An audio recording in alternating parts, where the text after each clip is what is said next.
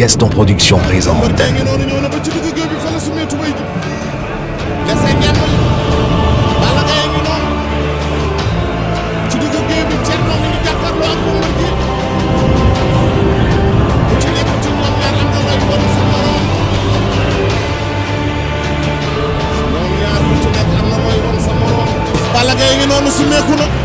Ça veut dire qu'il est presque prêt, parce que tout simplement on voit qu'il y a d'autres bouteilles encore à l'intérieur. On espère, on le souhaite que ce combat également soit un combat où il n'y aura pas de mort, soit un combat où il y aura contestation. Il y a Bombardier aussi qui rentre dans l'enceinte. Bombardier qui arrive. Voilà Bombardier. 15 victoires, 7 défaites. 7 défaites. Et Balla Gaye 2, on le rappelle.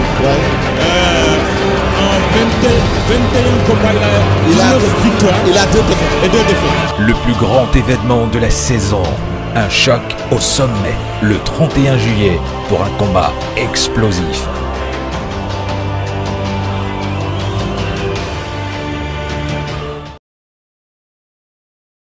asalaamaaleykum mbokki àdduna mbokki Sénégal gannaaw bu nu sant yàlla julli sangu-sangi Seydina Muhammad sallallahu alayhi wa sallam ñuy gërëm suñu ñaari wajur di nuyu suñu mbokk internet yi foofu ci seen poste bu mag boobu la di gastonproduction.com.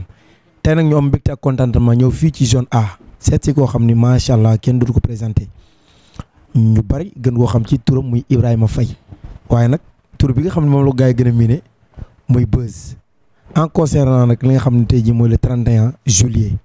muy tàkkusaan gu mag googu nga xam ne gastonproduction.com moo ko tëgg mu nekk diggante ki nga xam mooy Bombardier ak Balla Gaye waaye Forza tamit war cee bëri ak ki nga xam mooy Pakala drapeau kan drapeau Hadj Mansour kii nag ñu seet si muy partenaire u Gaston Production di Beuz nga xam ni mooy pay-per-view bi tungu ni nag du teew ñu netaal dañ koy bàyyi rek mu nuyoo Ibrahima maa ngi lay ziar. maa ngi lay fay Serigne Mbaye di nuyu mbokki internet yëpp yu ñuy seetaan à travers la chaîne gastonproduction.com di nuyu itam sa caméraman Pape Bouba bu baax a baax.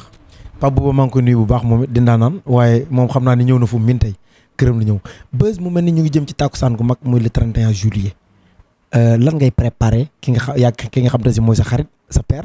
sa doomu ndey muy Gaston xaalim Mbengue la donc di leen ci wàllum pay-per-view bi nga leeralal ko askan wi parce que bëgg na am na ñoo xam ne dégg nañ ko mais comprendre wuñ ko. waaw jërëjëf Serigne Mbaye pay-per-view bi yaakaar naa le 31 juillet incha allahu rabbi moom moo war a nekk suñu 11e événement. yàlla dogal na Beuz Pro mu nekk structure bu ma jiite. waaye teewul ma nekk noo ci ak sama ay collaborateurs yoo xamante ne ku ci mel ni Xavier.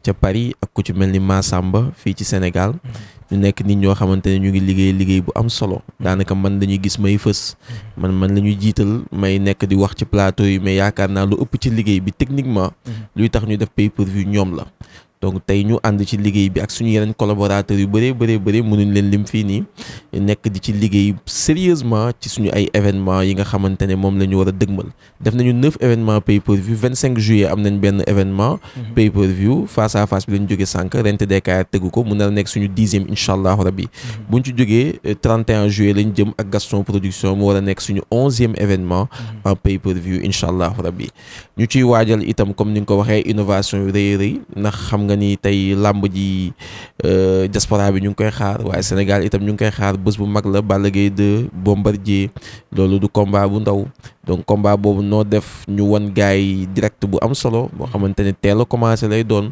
wan leen au moins 10 heures de direct comme j'ai l'habitude de le dire et aussi wan leen itam qualité boo xamante ne qualité bu leer nañ la qualité full HD incha allah yooyu daal bëgg nañ ko teg ak yeneen innovation xam naa ci biir waxtaan bi dina leer incha allah. boo ko doon faram-fàcceel ñi nga xam dañuy dégg turu pay-per-view mais xamuñu ko lan nga leen wax parce que pay-per-view dama bëgg a xam ndax en direct lay doon ci site internet yi wala tey jii ban poste nga ko mën a seetaane wala naka nga mën a def pour mën a am li nga xam mooy làmb ju normal. ñu bëri dañuy naan pay-per-view mooy payer pour voir mais pay-per-view mooy paiement à la séance.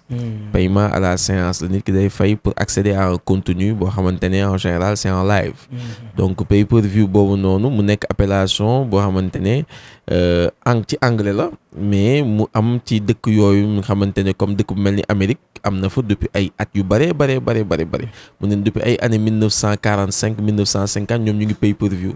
waaw donc ñun nag buñ ci duggee yàggul mun ne 2018 31 mars lañ def suñu premier événement en pay-per-view. donc macha allah loolu daal. mun nañ ni gars yi miin nañ turu pay-per-view waaw gañe ci xaalis wax dëgg yàlla loolu moom nit ñi dañuy wax rek mais sant yàlla ndax wax dëgg yàlla ñu ngi liggéey même buñ ci gañewul itam ñu ngi progresser liggéey bi wax dëgg yàlla mu ngi avancer bu baax te njott nañ ni bés dina ñëw ñu gis ci suñu bopp bu baax a baax. ci yenn plateforme ngeen ko war a fas yéene def gastonproduction.com ak yeneen chaîne yi nga xam ne ñoom la ci war a àndal wala ci benn chaîne rek ngeen ko war a mën a def. waaw bi yoon ci benn site internet lay daw muy senaffiche.com. waaw bi yoon daal ku jënd senaffiche.com pour bañ benn jaxasoo di ci am benn amalgame ak yu mel noonu dañ ko bëgg a yombalal pour déggin bi leer daal ku dugg senaffiche.com incha allah tàmm nañ ko miin nañ ko mun nga fay ak sa carte bancaire nga seetaan Sénégal fii itam di nga mën a jënd code. incha allah pour seetaan ñu ngi ci pexe yooyu pour balaa bés bi ñu mën a leeral nit ñi yan yoon la ñuy jaar pour jënd code bi incha allah. am na ñu jëndoon ci diggante Sa Thiès ak Moussa Ndoye waaye mujj ñoo seetaan combat bi entre temps yow yaa couvriroon diggante ki nga xam ne mooy Eumeu Sène ak Lac de Guiers yàlla dogal événement bu réussir diggante bi dégg naa nga xulóog sa père ngeen xuloo keneen jël ko mais dégg naa daal gars yi nee nan am na ñoo xam dañuy jënd waaye seetaan nuñ ko. loolu loo ci mën a dolli yow. waaw xulloo ñaar a koy def xulloo sëñ Mbaye xulloo ñaar ñoo koy def. xulloo wala lu. non dégg non non jubawul woon. waaw voilà parce que ñaari businessman ngeen. voilà dëgg la non loolu waaw je préfère ce terme là parce que xulloo moom yàlla dogal na maag Père Gas moom yenn saa yi ñu xulloo nag ci liggéey bi. xulloo bi moom yenn saa yi moom ñëpp lay xullool moom macha allah ndax day lu muy def day bëgg muy baax. ngeen di werante ci yenn affaires yi mais bon amuñu benn problème amuñu benn xaar ma yàlla. def nañu Lac de Guiers 2 Eumeu Sène mu nekk réussite bu mag. Sa Thiès Moussa Ndoye ñu doon waxtaan mais jubawuñu ci kaddu. parce que proposé nañu mbir moo xamante ne ñun arrangé wuñu. waaw mais boobu wax dëgg yàlla jaaruñ ci moom sax.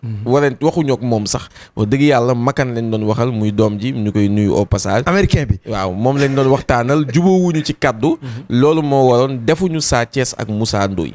ñu événement boobu noonu defuñu ko mais yàlla dogal na événement bi di Balla Gaye Bombardier jubóowaat nañu. ànd nañu fas yéene liggéey événement bi mu nekk une réussite totale pour képp ki nga xamante ni peut-être amoon nga lu la naqari ci événement yi passé bi yoon vraiment Buzz Pro mën a ñëw ànd ak Père Gaston ñu liggéey ci Gaston Production en général mu nekk une réussite totale. mosoo jël événement comme problème bi amoon ci diggante Sa Thiès Moussa Ndoye am muy ñu jënd seen i code ba pare moom mësuñu ko seetaan mënuñu ko seetaan yow loolu mosu la dal. waaw bon xam nga lu dal Sa Thiès Moussa Ndoye sama gars yu baax yooyu doon ko def maa ngi leen nuyu au passage parce que nit ñu baax lañ yaakaar naa ni jot nañu waxtaan jot nañu sekk ay xeetu baax ak yu mel noonu yëpp. donc je pense que je ne suis pas là peut-être pour faire leur procès. mais lu ma mun a wax moom mooy daal def nañu peut-être am na lu bëri xamuñu ko woon miin ñu ko woon ci mbir mi je pense loolu yàqal na leen lu bëri mais bon di leen encourager rek ñu continuer liggéey gën a góorgóorlu macha allah loolu rek laa mën a wax ci événement boobu. su ma la déggee mooy affaire pay-per-view bi moom Buzz moo ko moom quoi. non loin de là Buzz moom ko Buzz da cee ëpp expérience nag. du Buzz Pro da cee ëpp expérience nag xam nga li nga def 9 fois 10 fois. fii nii da ngay miin yoon bi waaw da ngay miin yoon bi maîtriser ko amoon ci ay jafe-jafe ci début bi jafe-jafe yooyu yëpp nga surmonter ko. waaw tey léegi nag boo amee ay jafe-jafe ci sa premier événement amaat ay jafe-jafe yu sew ci sa deuxième événement après nag gars yi dootuñu la baal dara. moo tax nag ñu gën a góorgóorlu ci lu bare. mais léegi loolu yëpp bu ñu góorgóorlu ba teg ko ba mu taxaw gars yi du ñu mën a baale ci keneen kuy am jafe-jafe xaw ma na xam nga fi may waxee. parce que xaw nañ ba am benn niveau boo xamante ne àgg nañ fa. voilà donc tey yaakaar naa ni Buzz Pro miin na yoon bi maîtriser na yoon bi macha allah te ñu ngi continuer liggéey pour yokk satisfaction amateur yi nekk ci àdduna bi. Ibrahima Faye moom macha allah ndaanaan la businessman la homme d'affaires la comme ni ñu koy waxee je touche du bois. mu mel ne que Lutte TV gi ngeen di dégg moom mii mooy borom mooy PDG bi waaye nag yamul foofu macha allah mu yëngu ci li nga xam mooy wàllum pay-per-view kañ la commencé yëngu ci activité yooyu. waaw mun naa wax Buzz en tant que tel informaticien la. mais informaticien bu bëgg a làmb depuis xale bu ndaw. waaw di amateur xale bu ndaw boo xamante ne mun naa ne bu may dem làmb aw ma fukki at ak juróom. bu may dem làmb aw ma fukki at ak juróom. tey néew na ma mun la wax néew na nga mun ma nettali combat Modou Lo. waaw néew na nga mun ma nettali combat Balla Gaye. néew na nga mun ma nettali combat Ama Baldé. waaw donc depuis ay 2004 yaakaar naa ci la miinee stade Iba Mar Diop Assane Diouf di seetaan petit combat ay Modou Lo Serigne Diouf ay Modou Lo Alioune Seye numéro 2 jour boobu Balla Diouf ak Moussa Dioum ñoo bëri combat bi grand combat bi ay Modou Lo Khadim Diallo bu Pulaago jour boobu Boy Naar ak Cobra ñoo bëri grand combat bi Balla Gaye ay combat am ak Saloum Saloum ñu ngi toog di ko seetaan ci stade bi waaw Balla Gaye combat am ak Bathie Seras ñu ngi toog di ko seetaan ay Papa Sow Santaning Papa Sow Kati Junior wala Kati Junior waaw donc combat yooyu yëpp waaw combat yooyu yëpp da nga ko seetaan étant jeune et Khadim Ndiaye numéro 2 Malal Ndiaye Balla Diouf Dolf Balla Diouf Zos donc yooyu yëpp nga koy seetaan bëgg làmb di nekk ci làmb nekk xale bu ndaw di yëngu nag ci ay affaire yàgg bëgg ay innovation dem jëli ji ay photo mbër di ko defar di def ay montage di ko jaay ay mbër sax yenn saay ñu koy def ay affiche di yóbbu ci làmb yi donc jamono jooju après yàlla di dox jamono di dox ba ñu voyager dem bitim réew yokk suñu xam-xam bu ñu amee suñu baccalauréat dem Canada jàng fa lii di informatique jàngee informatique ba pare sa premier réflexe moom mooy tout le temps jafe-jafe li nga bëgg jafe-jafe yu mu am naka ngay def pour mun ko rectifier donc loolu lañ def ma aan lëkkaloo ci sama yeneen mbokk informaticien xam macha allah itam ñu ngi yëngu ci wàllum làmb ñu booloondoo mettre en place pay-per-view parallèlement itam man ma mettre en place Lutte TV parce que amoon naa benn vision boo xamante ni yàggoon naa ko am ci làmb te ma gëm ni man maa ko waroon mun a appliquer donc moom la ñu def ci Lutte TV lépp jagul nag mais yaakaar naa am na lu ci bëri loo xam macha allah amateur yaa ngi ci gis seen bopp. En tant que amateur comme ni nga ko waxee diggante Bombardier ak Balla Gaye parce que gis naa la keroog 2STV nga def benn analyse bu pertinent ma bëgg a xam tey jii taxawaayu Beuz tey jii boo ma doon analyser le combat boobu loo may wax. diggante Bombardier ak Balla Gaye Serigne Mbaye jëlee nga ma ci pay-per-view bi di ma dugal ci làmb diggante Bombardier ak Balla Gaye combat bu neex la. lu gën a tax combat bi neex mooy revanche la. Bombardier dafa daanoon Balla Gaye mais ba léegi bëri na ay observateurs yu jàpp ni que Balla Gaye à 100% moo mun Bombardier parce que jàpp nañ ni que moo ko ëpp technique jàpp nañ ni que moo gën a nekk xale. moo ko dàq bëri. waaw mais tey mbër doo muñ ñëpp. mbër doo muñ ñëpp. am ñoo xam dañuy të. waaw mbër doo muñ ñëpp da ngay daan ñii nga toog ñoom ñii daan la. donc tey da ngay seetlu benn affaire même Yékini bu mu daanee ñoom Bombardier ñoom Tyson ñoom ñëpp bu mu ñëwee ci xale yi day am problème. du ci âge bi mais fa bëriwu xale yi ñoo ko arrangé wul. waaw xale yi façon bëri bu ñu bëri moo ko arrangé wul Balla Gaye ak Lac de Guiers. nga jël itam Balla Gaye 2 nga gis muy daan Modou Lo saa suy bëreeg moom di daan ay mbër yu bëree bëri Tyson Yékini yu mel noonu yëpp ay champion mais ñëw ba ci Eumeu Sène ak Bombardier di am problème. léegi nag fu mu toll ni combat bi moom mooy nekk est-ce que Bombardier day confirmer ni que bête noire Balla Gaye la comme Eumeu Sène nu mu nekkee bête noire Balla Gaye wala boog Balla Gaye day confirmer ni que premier combat ba dama feebaroon wéruma woon donc damay ñëw wane sama bopp foofu la enjeu combat bi ne léegi combat bi boo ko jëlee techniquement yaakaar naa Bombardier dafa am benn faiblesse boo xamante ne force lay doon ci combat bi démb rek maa ngi ciy waxtaan ak sama gars yi faiblesse bu Bombardier moom mooy Bombardier dafa nekk mbër boo xamante ne munta xaar boo ko tooñee mu dàq ñëw ci sa kaw te buy ñëw ci sa kaw il vient de façon désordonnée mooy day naaw ci sa kaw sànneeku vraiment ak ay kurpeñ ak yëpp Touba Dakar waaw mais force la faiblesse boobu noonu mooy lu ma am jël boobu force la ci digganteem ak Balla Gaye ndax Balla Gaye boobaa est-ce que dina mën a désamorcer Bombardier bi maanaam Bombardier bu tàkkee ci kawam est-ce que dina ko mën a tenir interrogation combat bi noonu la les combats pour man ñoom ñaar dañuy njëkkante Balla Gaye du nangu Bombardier diriger ko Bombardier du nangu Balla Gaye diriger ko. su ma la déggee daal mooy ku diriger combat bi yaay gagné. non ku diriger combat am nga chance yu bëri gagné. waaw parce que Balla Gaye Bombardier ñëw ci moom am na technique bu mu mën a daanee Bombardier. mais wóorul. foofu moom sans gagne sans perte. maanaam Bombardier dal ci kaw Balla Gaye am na bëre bu daan Bombardier mais wóorul ci moom ndax mën na ci jël kurpeñ boo xam ne le temps muy ximbaliku. mën na faa jaaree wërëw dem kën. jeex na mais Balla Gaye tey jii bu dalee ci kaw Bombardier arrangé wul tamit Bombardier. parce que Balla Gaye moo ëpp rapidité moo ëpp bëre. bu dalee ci kaw Bombardier téye ci ngem Bombardier xañ Bombardier bëri ci ay déplacement Bombardier mun naa am problème. Pakala Forza combat bu neex ngi noonu. combat boobu moom mun naa ne premier combat bi itam muy ñëwaat rek. Xeex. Forza day xeex. Pakala day wor. Pakala kenn mënu koo tere wor ci combat bi. Pakala du mës a jàmmarloog Forza ci xeex. day affiché Cowboy Junior Indo daal. waaw Pakala dafa jël ay coups yu métti digganteem ak Forza premier combat bi. ba fu mu tasanteeg waa Fass ne leen seen waa ji xaw na maa rey. ay noir fumé la doon sol jamono jooju. waaw. kanam gi da ko nëbboon sax. ndax ay noir waaj da koo gaañ kanam gi yëpp. donc Forza ak Pakala ku ko doon fay milliard du xeex ak Forza. xalaatu ko. waaye dina taxaw siggi ca kaw. won ko ni dañuy xeex. siggi ca kaw taxaw. cokkaas. mais du ko gëm. du ko musu koo gëm fu Forza déclenché mu jiwaat loog moom jàpp ba mu dëgër. wuure pour bëree. lu mu am jël. waaw bañul ci làmb ji daw. génn saaku yi saa yu jekkadee. waaw moom daal day war rek lay indi ci làmb ji te Forza guney lébu la boo xamante ne yàlla dogal na deret bi dafa tàng. du téye boppam moom itam. ñëpp wax nañ ko ñëpp xam nañ ni Pakala ci tànk yi la jëm mais kenn du ko tere xeex. day xeex. loolu mooy non faaw mu ñam. mun naa am nag mu ñam daw song. mais man mu vraiment combat boobu daal gëm naa ni tey Forza moom mooy am stratégie daal mais Pakala ñëpp xam ne ni day war. am na solo waaw ñu dara jaale ko sa maam sa papa sa xarit Hadj Mansour lan nga ciy wax. waaw Hadj Mansour suñu maam ñun ñëpp. wax dëgg yàlla macha allah Hadj Mansour nekk nit koo xamante ne Sénégal il est respecté. par tout le monde vraiment saa yu waxee wax yu rafet kàddu yu rafet donc on ne peut que être satisfait. parce que dafa nekk genre mbir yoo xamante ne nit ki da nga koy rendre hommage ci bu muy dund. waaw nit ki da nga koy rendre hommage de son vivant. tey bëri na fi ñoo xamante ne il le disait ne bu leen bàyyi ba ma wala leen ginnaaw ngeen di ma rendre hommage am na ay monument xam da nga leen di rendre hommage de leur vivant seen xol di bég.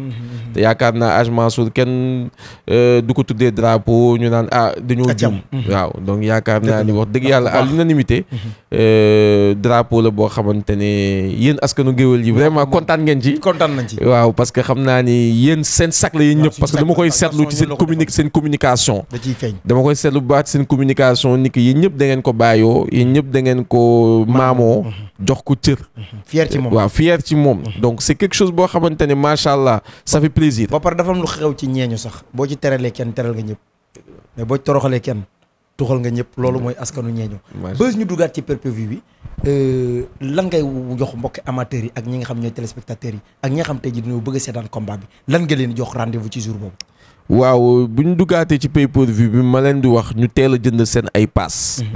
ci senaffiche.com en pré-vente on est à 9,99 €. jour J on est à 14,99 €. donc teel a jënd man moom laay conseillé képp koo xamante ne bëgg nga seetaan Balla Gaye ak Bombardier. donc dugal ci www.senaffiche.com. wala nga def senaffiche.com rek dugg. boo duggee nga wàcc xool affiche bi ñu def Balla Gaye ak Bombardier. nga cliquer ci affiche bi. boo duggee ci biir affiche bi di nga mën na soit nga fay ak sa connexion par email carte bancaire wala par code bi nag activé guñ ko xam naa ci fan yu néew ñu ngi waxtaan ak partenaires yëpp pour xool ban meilleur moyen la ñuy defal waa Sénégal. mais bu dee ci diaspora bi nga nekk wala fii sax Sénégal te am sa carte bancaire. mun nga bës léegi achat wu connexion. nga dugg ci plateforme bi dugal sa email dugal sa mot de passe dugal sa carte bancaire. incha allahu rabbi mu valider la ko nga mun a déjà am contenu yi nga xamante ne plateforme bi mu ngi koy proposé ca bésu làmb ja incha allah day valide ba ca bésu làmb ja ñu wan leen combat bi incha allah de 13h à 22h wan leen live bu neex bu am solo boo xamante ne 10 heures de direct la incha allah waaw 13h ba 22h sax. mun nañ ne loolu koy bari na mun nañ ne moom macha allah. loolu amul fenn waaw loolu c'est quasiment 9 heures de direct. donc incha allah moom la ñu fas yéene def ci bés ba. mais loolu pour ñu nekk extérieur la. non même fii boo ñi nekk ci réew même fii boo amee sa carte bancaire boo jëndee di nga mun a am accès à la plateforme ku accéder plateforme bi daal. ñun daal garantir ne la loolu ñu nekk ci réew mi nag fan ñu néew di leen communiquer ci ñoom mais ñoom ñëpp a war a jënd. bu dee Sénégal la tey par exemple pass bi ngay jënd après ci ñaata lay toll ci xaalis. non loolu ñëwaguñ ci. waaw ñëwaguñ ci ku yor saal sa carte bancaire 9,99 € daanaka boo ko xoolee moom mooy 6 000 francs yu tegal. waaw loolu jar na ko. jar na ko pour Balla Gaye ak Bombardier Forza Pakala. amaale sa connexion bu baax a baax. amaale sa connexion bu baax loolu moom bokku ci mais incha allah ci réew mi dina leen utal moyen yu gën a yomb parce que xam nañ fii ñu bëri amuñu carte bancaire. dina leen utal pexe yu gën a yomb pour mën a seetaan combat bi. incha allah tey jii amateurs yi dañ maa yóbbante ci yéen. ci ngeen nee na pour ngeen xaw a sóoraale ñi nga xam ñooy xale yi ndaw yi ñu bëgg a seetaan ci wàllum billet yi moo tax ma ne xaaral ma laajaale la ko rek nga mën ci defaale benn kii. xale yu ndaw yoo xam bëgg nañ seetaan pay-per-view bi. non du pay-per-view bëgg nañu seetaan lamb ji. waaw loolu moom xam naa ne waa Gaston Production. sa xarit Makan Meng sa patron moom moo ci mën a tontu. moom mooy mën a wax billet yi ñaata lay jar incha allah. bu dee pay-per-view xale yu ndaw yi nga xam ne ñu am téléphone te connexion bi du doy ak yooyu. waaw mais ñoom nañ àndandoo rek booloo toog ci seen kër gi ñoom ñëpp ñu cotiser jënd ko seetaan ko mu leer moo gën a wóor. looy tëjee.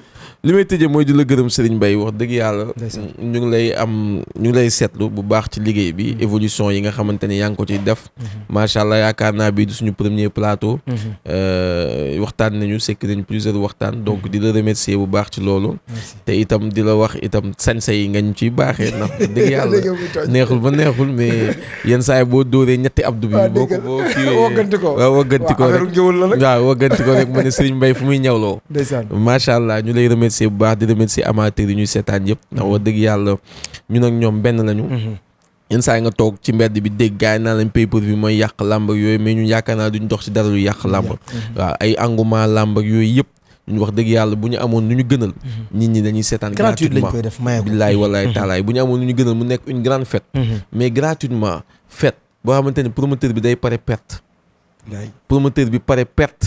maanaam sponsor yi joxuñ ko lu mu fay mbëri billetterie bi joxu ko lu mu fay mbëri ba pare mais foofu est-ce que gouvernement waru ci mën a dugal loxoom la non gouvernement nu mu ciy dugalee loxoom mooy peut-être wax ay sponsor ñu accompagner promoteurs yi mais làmb n'est pas le seul sport ici y a beaucoup d'autres sports et tout ñun daal nañu ut ay pexe ba keroog ñuy gis leneen bu ñu gisee leneen nag boobaa pay-per-view bi mun nañ ko sax tey jii ñu ne dañ koy wane gratuitement après pay-per-view bi wane yeneen contenu maanaam coulisses yeeg yooyu wala pay-per-view dafa ay triplex wala pay-per-view teel a wane làmb ji 10 heures ñu commencé direct ñuy seetaan gratuitement ñu bàyyi ba 16 heures donc yooyu yëpp mën na nekk waaw ñun daal fu mu toll nii li ñu bëgg daal mooy njàppandal daal mooy loo xamante ne daal promoteur dinañ ci jàppani parce que itam ñu naan engouement làmb yi daal kii wak yooyu yëpp promoteur wane ko télé direct gratuitement ba pare après mu toog perte xaalis bu ëllëgee du tëggaat combat bàyyi làmb yooyu tamit ñun waaw làmb delluwaat ci crise te wax dëgg yàlla xoolal rek bàyyi ci xel pay-per-view bu mu ñëwee ba léegi làmb ji crise bi jeex na de waaw seetlu li ma lay wax rek 2018 ba léegi crise du làmb jeex na de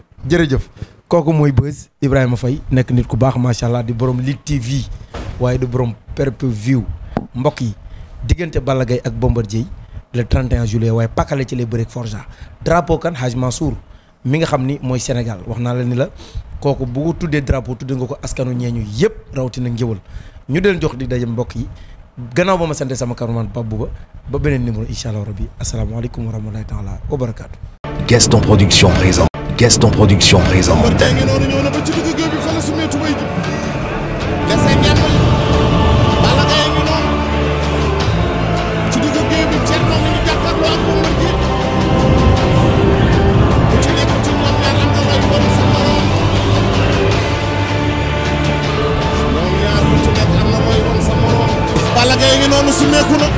Ça veut dire qu'il est presque prêt, parce que tout simplement on voit qu'il y a d'autres bouteilles encore à l'intérieur.